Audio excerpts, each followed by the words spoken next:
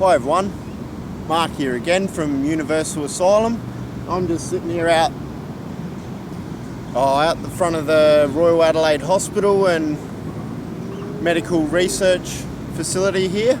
Look, I just thought I'd have a little bit of a chat about, in the way I am accusing the government, world governments, the Australian government, and the medical industry of aggravated criminal negligence. Not only for the war on drugs, but also in the repression of, the scientific exploration around substances such as dimethyltryptamine and other forbidden fruit, surrounding which there is enormous medical information or medical science supporting their broad therapeutic value. And not only broad, generalist, but extremely powerful. Now, this... Oh, we got the wind coming in, do we? Sorry, it's a bit of a... I guess I'm working with what we got like normal. Where do we start? Now, as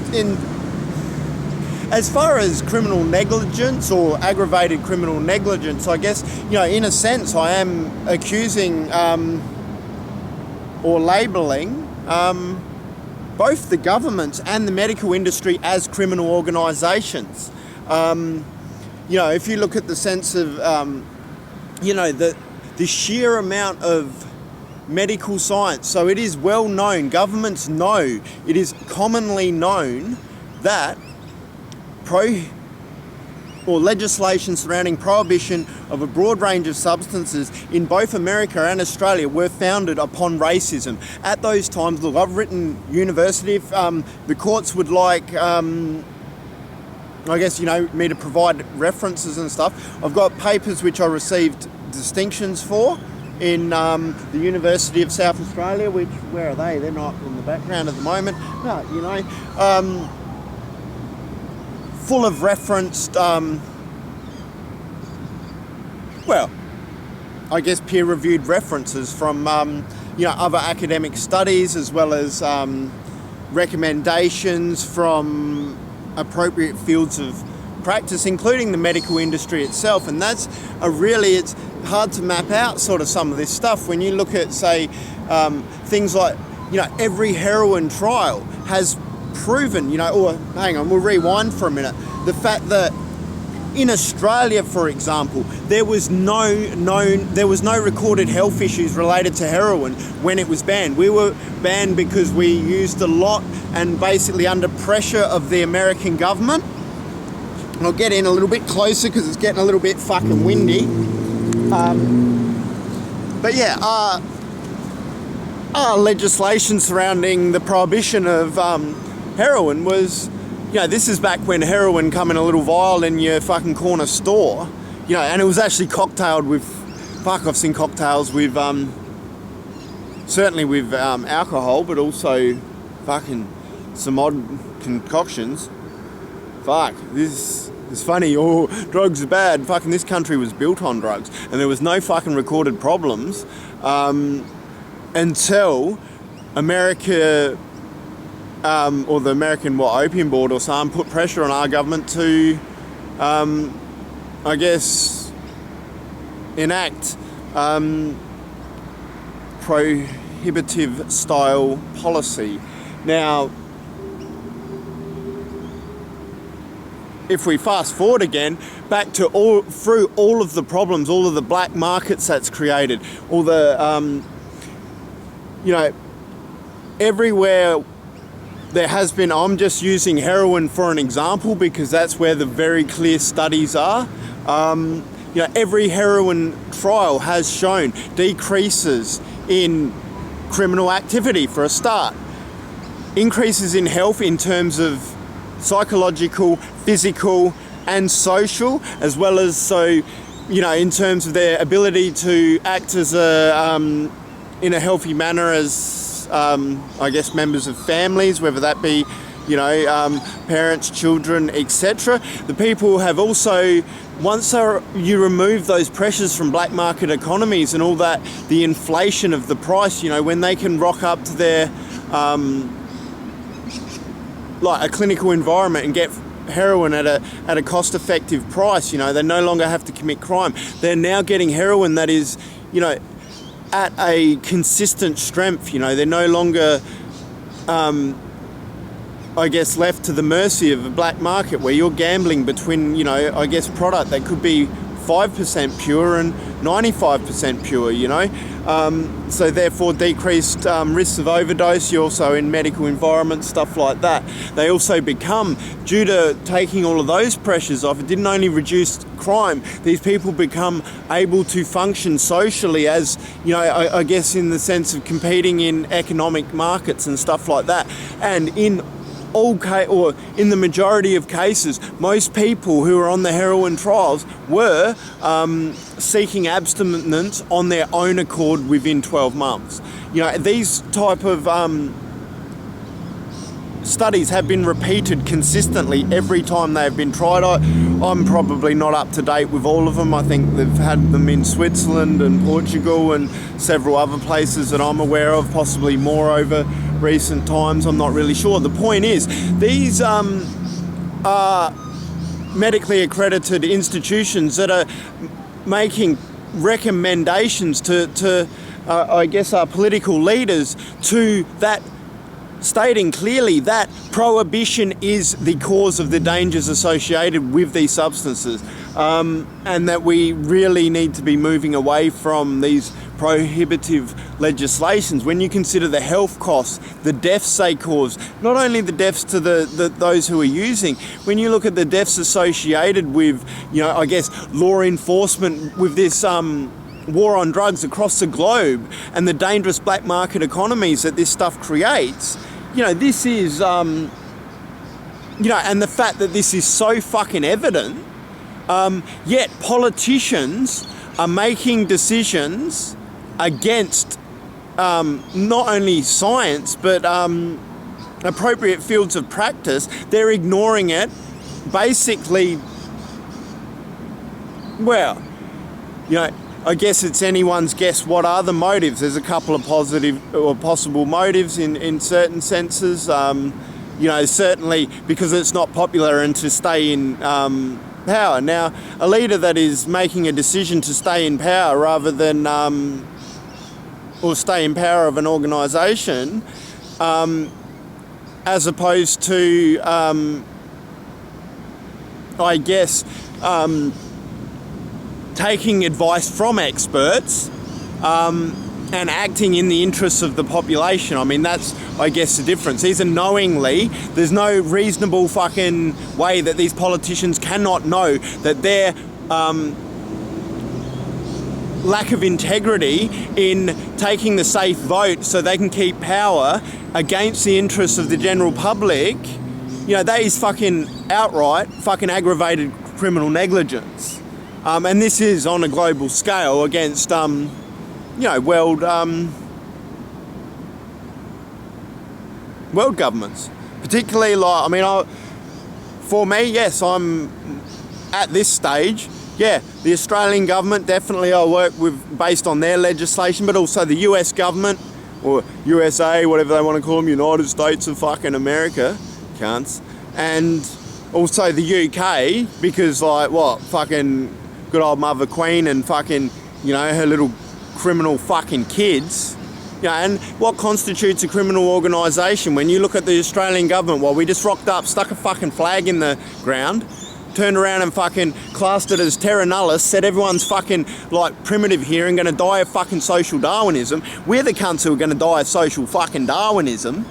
When you look at the fact that we're following leaders who are leading us to a very grim fucking demise.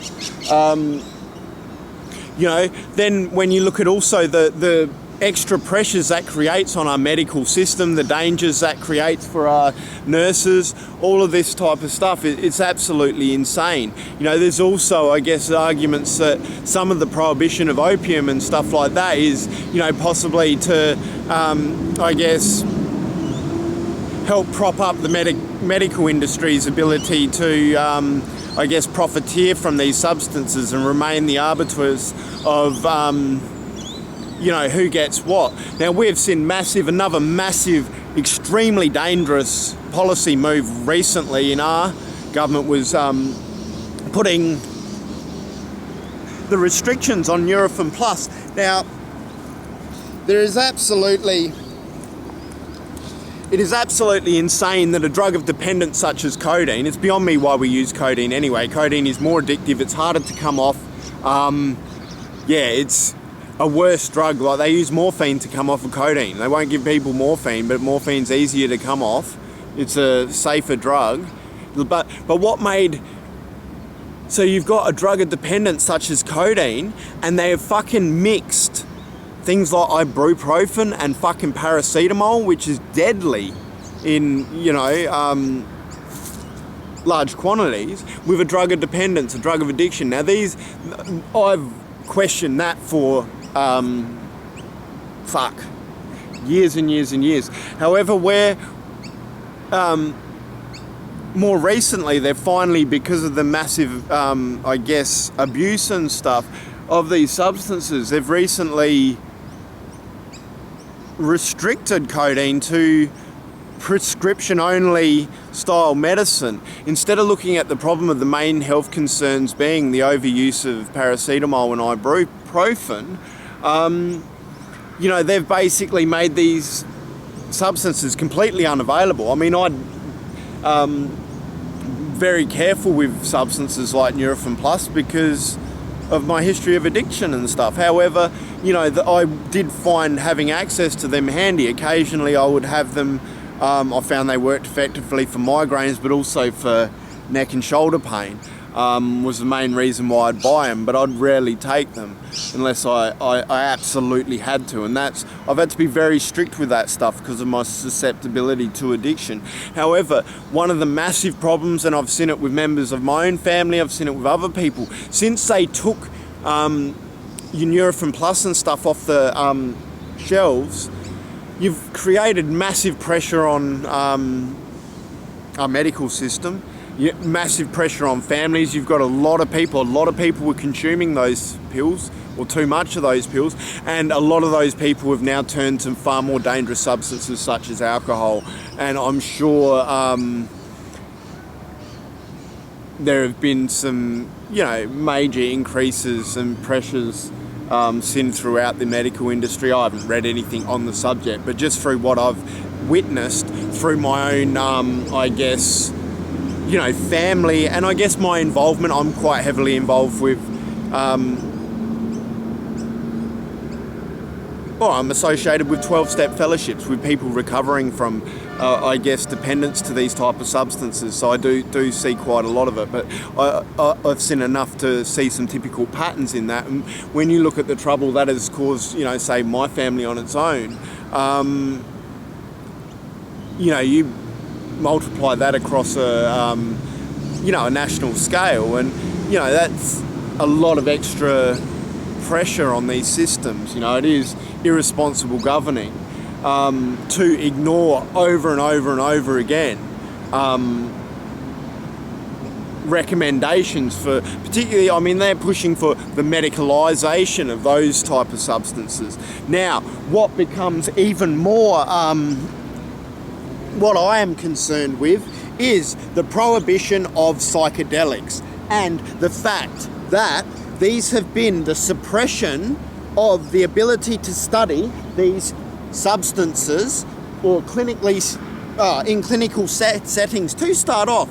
However, like I've said, I've put forward my fucking solid hypothesis backed up by peer-reviewed medical fucking science that supports my theory that DMT is in fact a nutrient and not a drug that is specific to the central nervous system and I guess, induces hyper-reparative states of consciousness that are, I guess, massive, powerful, generalized autoimmune responses. Increasing the power and efficiency of the autoimmune systems in a generous manner by, over tenfold. This is massive. Massive medical science saying that we cannot find a toxicity fucking rate. 50 times the dose in rats. No toxicity rate. People do not develop a tolerance to this substance. The fact that it's non-addictive. These are all things that are characterized or more characteristic of a fucking form of sustenance and not a drug, like I've been saying over and over and over fucking again. However, medical science, so we want to, I'm arguing, I am pushing for government too. I'm arguing that, this is, the amount that these have been suppressed so far is aggravated criminal negligence. That is the problem when you've got companies like this having power over governments, and not only your medical industry, your fucking fossil fuel industries, all your big super giants having power over governments so they can self-justify their existence to the detriment of the broader population. That becomes aggravated criminal negligence.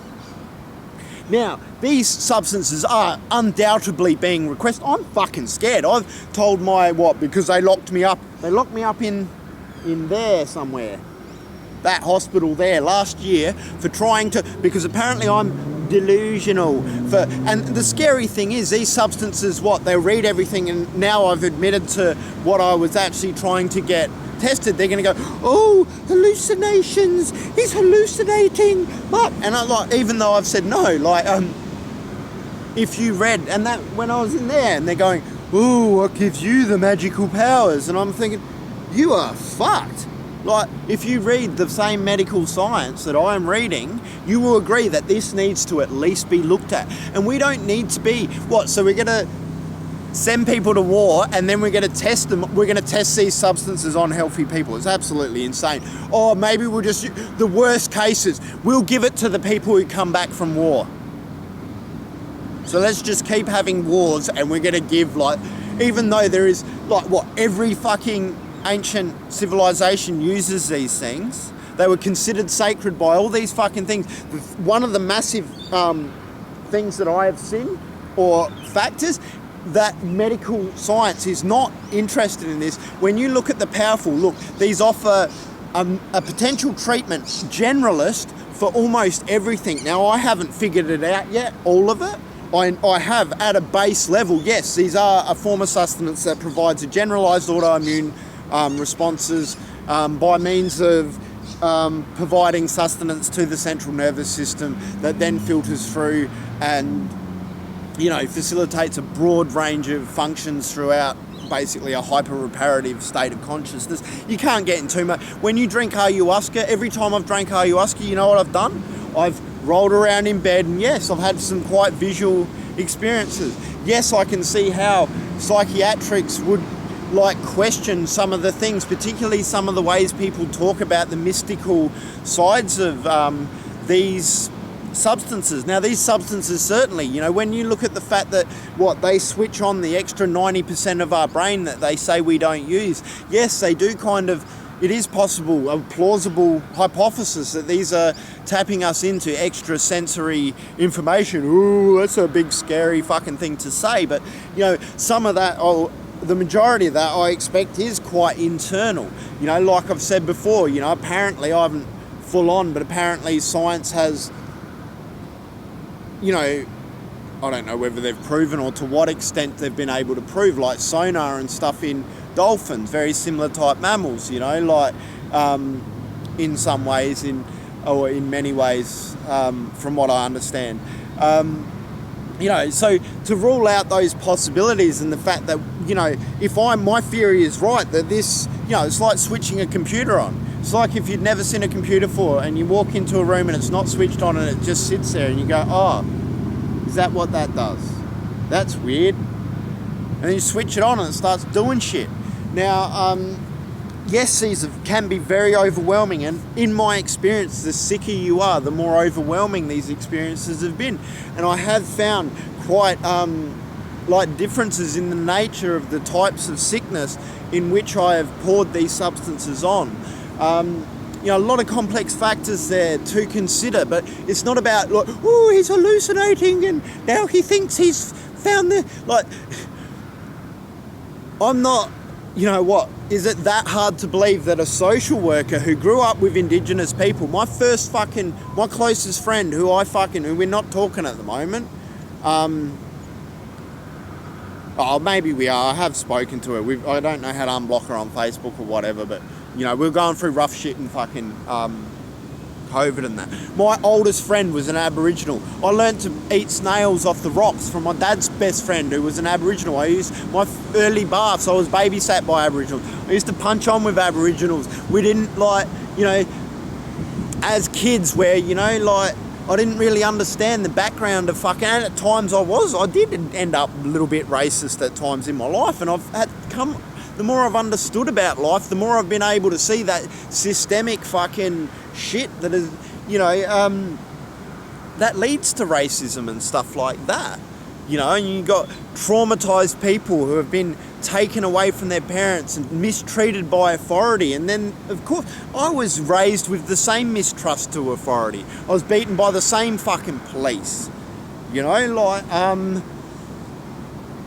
you know, and yeah, I had a traumatised father who was traumatised by the same fucking legal systems and stuff like that. You know, like, and I can sort of see how that mistrust, you know, and then, yeah, I guess there was ways that we were raised to be wary of that stuff. So I can hardly blame, you know, like, I guess I can sort of see how those young children were, you know, quite rightly raised to be, have, I guess, fear and mistrust and stuff like that. I can, you know, with white people, I totally, yeah, I do not begrudge any of that, you know, since I've spent nearly a year in Galliamble Men's Recovery Centre in Melbourne, you know, in which I was blessed to have, you know, build some very strong bonds with, you know, many Indigenous people, and to be, you know, privileged to be involved in some of their traditional ceremonies, such as smoking ceremonies and things like that. You know, and I have done DMT with Aboriginals. I have also had elders disclose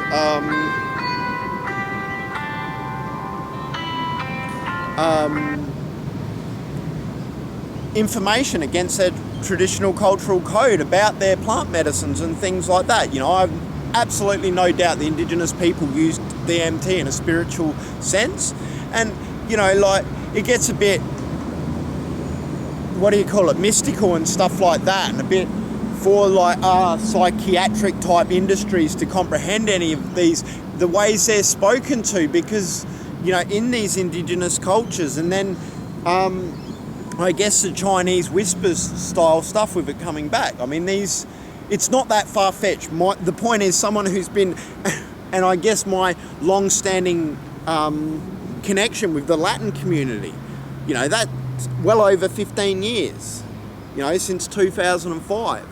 You know, I've studied all cultures. You know, to me, it's not that far-fetched for a social worker to question some of our, who was already questioning our war on drugs and our culture and looking for solutions to actually, and trying to understand, you know, I did everything I could to try and understand Indigenous cultures globally and look at our pathway from the jungle over the last 10,000 years to this horrible mess we've got and this health crisis we've got. Yet we've got these governments that are restricting the scientific exploration, thorough and efficient, right? this needs priority. We have an aging population we cannot fucking look after. We also have a substance that presents a possible treatment for like neurodegenerative orders in a generalist sense. All of them. It's worth exploring. It doesn't mean it's going to fix them all, but certainly worth exploring to take the pressure off. We've got a substance that shows antiviral, anti-cancer, anti-tumour. It's not patentable. Better bury that one. Better bury it. It's all right. We've got the government. I mean, shit. I have healed musculoskeletal system, or my musculoskeletal system, through consuming ayahuasca, right, in 6 treatments. After the physiotherapy couldn't fix it. I had cupping, I'm pretty sure I had cupping and acupuncture that time, and also manipulation and what do you call it, like, I guess pressure type. The physio probably knows their physio terms better than me. But you know, the physio went to fucking town on me and couldn't fix my back. This substance did. Yes, this substance has the potential to put a whole lot of people out of fucking business, right? When you look, and then if you look at the lack of scientific standard behind many of the medicines used by, now, when I was locked up in this fucking thing, when they called me delusional after asking me like literally the same 5 fucking questions, me refusing to answer them, then what? I get classed as delusional. I'm shit scared what they're gonna fucking class me as now they've heard that, oh, he's taking DMT, he must be hallucinating. You fucking idiots. The thing is, I'm not hallucinating now. When I take them, a normal reaction to those substances is for people to experience these quite abstract experiences. And the best thing you can do is let them wear off. Problem is, you start pouring these fucking psych drugs on people which do not have science. Like I question things like bipolar or a chemical imbalance. There's no fucking balance. You got people, when someone is burning out and they're trying to keep going and they will start behaving quite manic. When you're just trying to be positive, and then you're fucking crashing, and you know the world's dying and you're seeing the world dying, yet you're trapped in this fucking, it all becomes what? Blaming the individual and trying to give them a fucking pill. Like, our oceans are fucking in fact dying. It is a fact. Sorry if I come across emotional. I've said it before, people say, oh, you don't want to come across emotional. It's like, our fucking oceans are fucking dying. This is emotional. I just watched a fucking,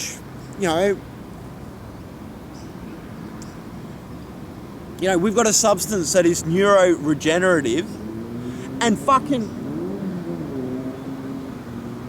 due to the fucking aggravated criminal negligence of our governments, medical science is not allowed to study this substance. A coincidence, this substance is not patentable as far as I understand. Now, and this is a massive problem. This is why medical science, this is being shoved under the carpet. When you've got substances where there is no proof. There's theories on a lot of these psychiatric conditions, but the science behind a lot of the medications and they're not proven. The science is weak as fuck. The science is far more weak than these substances that I'm now pointing. If the government is not aware of this fucking science, everyone's going to be very well aware of it, because you are where we are heading. Without this, this needs priority, efficient,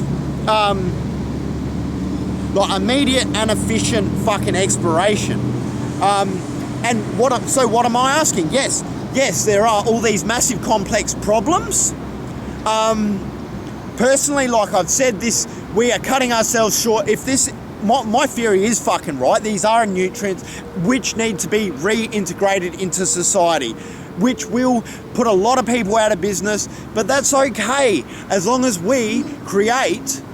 And I guess that's what I'm arguing with these governments and trying to advocate for, the rights to, all rights to DMT, dimethyltryptamine, and all other forbidden fruit. which we will have to formulate a fucking comprehensive fucking list, to be signed over to the care and protection of Universal to be signed over to Universal Asylum, or to the care and protection of Universal Asylum in perpetuity, forever. You know, then we can look at all the governments and world powers, including the elite, pledging fealty, or formally pledging fealty to Universal Asylum in forming a world trust with the intentions of forming a one world leaderless system of governance that isn't manipulated by big business. You know, our economy, the fact that our economic system is killing our oceans, aggravated criminal negligence. Big problem. Look, I fully understand that it is completely impractical and unrealistic to jail all of the fucking governments that are responsible for this. This is a massive, big, I guess, culturally snowballed fucking situation that we need a big long-term plan to, I guess, things like our economic system. The fact that our economic system is still structured surrounding the fucking... now, feminists have argued for a long time, I'm not the first person to suggest that our wage structures forcing people to choose between poverty and relationships is a contributing factor to domestic violence, which has resulted in many deaths and a great deal of broader harms. Aggravated criminal negligence. We need to reform all of those social structures. What I am suggesting in signing over all rights and authorities to the MT and other forbidden fruit, so that they can be thoroughly and efficiently explored to the full extent of the value that they offer society, that is going to create many jobs. Then pouring that money back into Universal Asylum in establishing the systems that I am suggesting, and using, I guess, that the revenue from that, and also from the partnerships of these institutions and governments, to stimulate economies as we adjust them and create, I guess, a more fair and just society. This is the only way that we will avoid World War III is to go leaderless. We have to work towards this. You know, I did see something very interesting from Russell Brand only yesterday. Another interesting thing. I've never minded him, but I haven't seen much. I haven't been paying that much attention to world news, but you know, the stuff that he was talking about in relation to them automating certain parts of society. However, they are trying to do so in a manner where the rich and powerful maintain power and control, which is extremely dangerous. Extremely dangerous. You know, yes, we need to get with the times and find, there are many technological solutions and ways that these modern technologies can be applied in a manner that serves everyone's interests. However, this needs to go in. The only way that this can happen in a manner that preserves the safety and ethics of, you know, all members of our society, and also protects our world, you know, the preservation of what's left, what we haven't killed yet, you know, is to go towards this one world leaderless system of governance that I'm sure sounds extremely foreign to everyone. You know, like, everyone wants control of the world. Well, you know, I'm the first one that I'm aware of getting up and saying, well, look, no one should be in control. We actually do have the technology to facilitate that. It's just the distribution of such resources is, I guess, dangerously distributed. And this needs to go back into a world trust that operates in a leaderless fashion, and I guess prevents people from forming dangerous positions of power. I'm under no illusions that, I know why a lot of this stuff has happened, because it's been too dangerous for people to speak up against medical industries and governments on these subjects. How come no one's ever taken up a class action against the governments for aggravated fucking criminal negligence, for the war on drugs and the massive fallout on that? It's incalculable. It falls to the detriment of everyone. This puts you at risk of being fucking, robbed when you walk down the street or go to the ATM. That wouldn't happen without the war on drugs. We've got prison systems full of people who wouldn't be there without the war on drugs. And like I've said before, when you put someone in jail, you take away all their good qualities and routines. You fill them full of trauma, which then if you let them out, then they pass on to fucking children and family members when they struggle to reintegrate back into society. We do need to look at yes, there will always be people who need locking up for social protection. There will be violent offenders. There will be sexual predators. Things like that. Who need to be locked up for public safety. People like my fucking wonderful ex, who just thinks it's okay to destroy a fucking person's life and pretend she's a victim. Abuse positions of power. These people, there will always be people who do need to be locked up for the protection of society. However,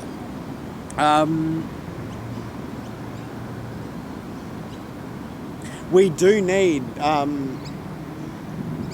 I guess, to start seriously looking at our criminal justice system and the damages that causes and the counterproductive nature of it, and I guess find ways or, reduce the amount of legislation that simply that is unjust in itself, and, for, I guess, more minor type crimes and stuff like that, I guess look at more productive ways of rehabilitating people and encouraging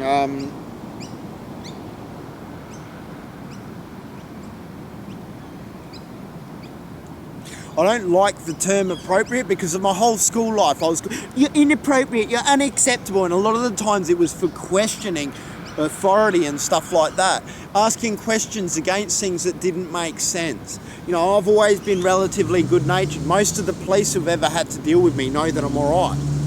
Yes, I'm a hopeless drug addict. I'm not a fucking violent person, I try not to bow down.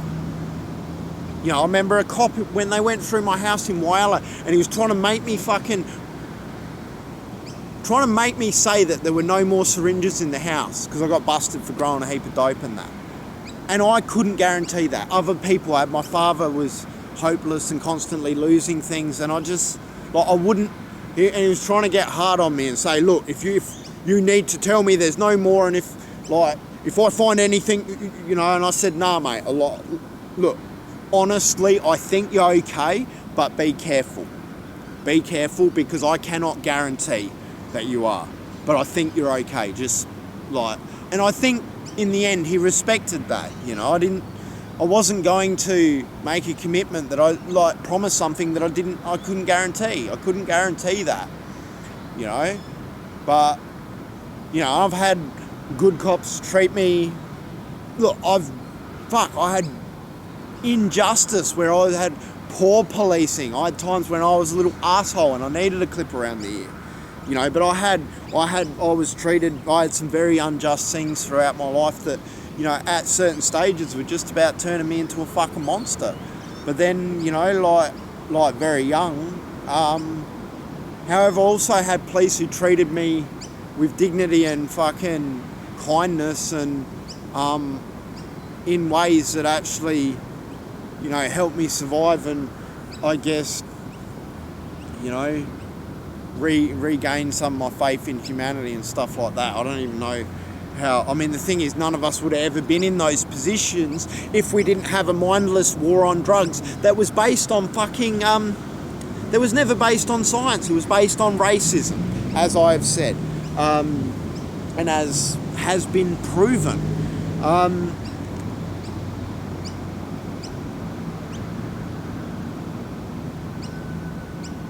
You know, so yeah, like I said, it's neither fucking, well, it's unmanageable. It's neither practical nor realistic to lock all the governments up all at once. This is massive. You know, I don't know that really we need to fucking go through waste resources going through courts with individual governments trying to prove fucking criminal neglect, criminal negligence, or aggravated criminal negligence on a lot of this stuff. You know, we need to update our economic system. We need to update our legal systems. Our political systems need to be automated. And how we make amends. You know, when I made amends for being a drug addict and stuff, you know how I made amends? None of it was about saying sorry. It was about looking at myself and amending the behaviour and no longer causing the harms that I used to cause, you know, and trying to, you know, doing my best to no longer behave in those negative ways, those negative and destructive ways. And, you know, it wasn't about saying sorry. Yeah, at times I acknowledge some of the harms and stuff. You know, a lot of the time it would have caused more harms to admit to the harms. You know, I needed to stop harming people, and I needed to act in the opposite ways, and that was how I recovered from alcoholism. You know, it wasn't about going up and like handing myself in for every fucking stupid thing and then like harming society even more by going to jail for fucking, like, not that I ever did anything too bad. Ended up getting told off. You know, I got charged for everything I fucking did. I was just a drug addict. I was lucky with what my father did. You know, it meant I didn't ever have to commit, like, fucking crime to run a drug habit. You know, I mainly got, you know, I got a lot of my drug habits I run through the pharmaceutical industry, but a lot of it also, like, I grew dope, and, yeah, it was easier to just make my own drugs. So, you know, I guess what I'm saying is my solution, my compromise, my challenge to governments is, yes, signing over all rights and authorities. Like I have said, this will probably, as it is not possible to patent dimethyltryptamine and other forbidden fruits, and as these have been sacred to so many ancient cultures, I don't think what I'm suggesting is a bad idea, to sign over all rights and authorities to dimethyltryptamine and other forbidden fruit to Universal Asylum in perpetuity. Now, this is going to require a special contract. Now, considering governments are able to, in the past, they're able to just make things illegal at a fucking stroke of a fucking pen. You know, we've done it with constitutions, we've done it with fucking legislation surrounding the war on drugs.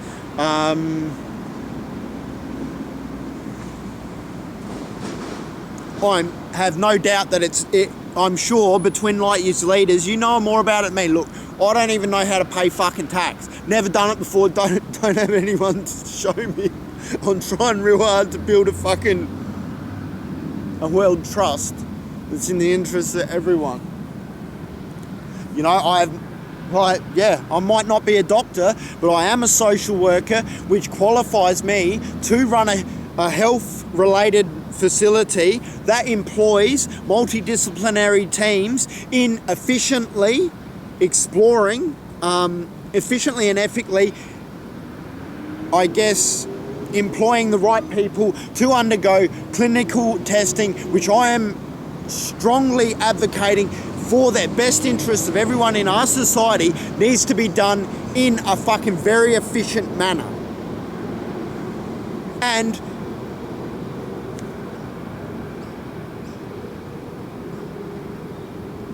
that same institution uniting with all fucking world powers,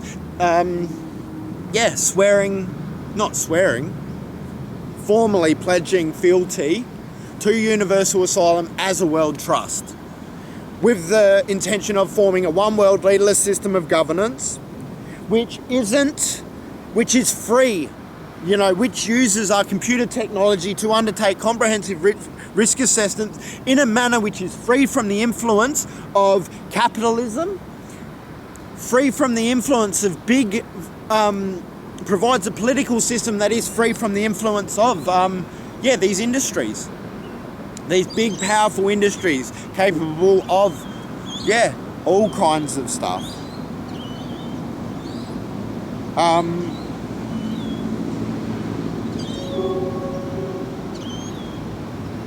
So I guess that is my long-term solution for, and this, to drive reform of all of these systems and pump that, the wealth generated through using the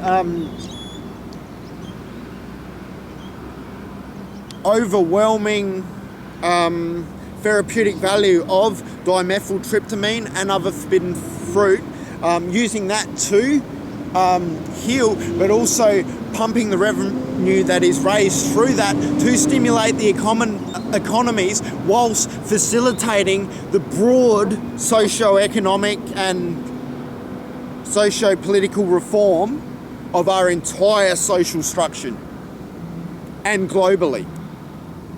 That is the only way. People talk about things like ayahuasca and protecting. How do you protect those sacred in the jungle? How do you protect it from exploitation? It's easy. People are desperate. Money will buy anything. There's people, it's still going to be exploited. The only way, when you have such a huge global population of sick people, and then you have a substance which offers such extreme value, therapeutic value, and the cat is out the bag. It is rapidly, more and more people are using these substances. The only way to protect what is sacred in the Amazon from Western society is to do what I am saying and fast track in an efficient manner the clinical fucking testing on a large fucking global scale. I'm not talking about restricting with Universal Asylum, although yes, all rights and authorities to that over to the care and protection of Universal Asylum, the fealty of the governments to Universal Asylum, so that way all hands on deck across the board in all countries, so we can explore in an efficient manner and implement how we can use or how we can integrate these sacred substances back into society for the benefit of all, whilst creating a one world leaderless system of governance with the ultimate aim of avoiding World War fucking III, saving our oceans, and I guess saving the rest of the planet from our primitive, highly unethical economic systems.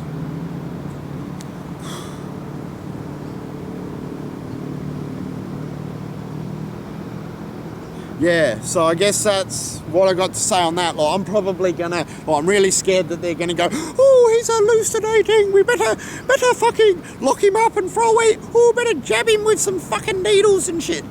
It's absolutely insane. I'm fucking petrified of these cunts. They're fucking arrogant as fuck, and they've got so much fucking power over you. And this time, when I get the government's attention, which I fucking will do, I want all of this the medical science, I want answers. I need this in a federal fucking court. Right? That way we can no longer ignore the facts. You know, no longer suppress something of such that offers such massive potential value. Like, I don't have 10 years to go do another fucking degree and hope I can suck the right cock to get in the right position. 10 years, fucking these systems collapse due to our fucking aging population, which no one seems to really understand. Like, a lot of people, we're burning out our fucking nurses, you know? We're burning everyone out at once, and as it gets worse and worse, we're gonna fucking create more dangerous situations for our population and our law enforcement agencies. It's just gonna get worse and worse for everyone. I'm trying to offer a solution. You know, I'm really doing my fucking best.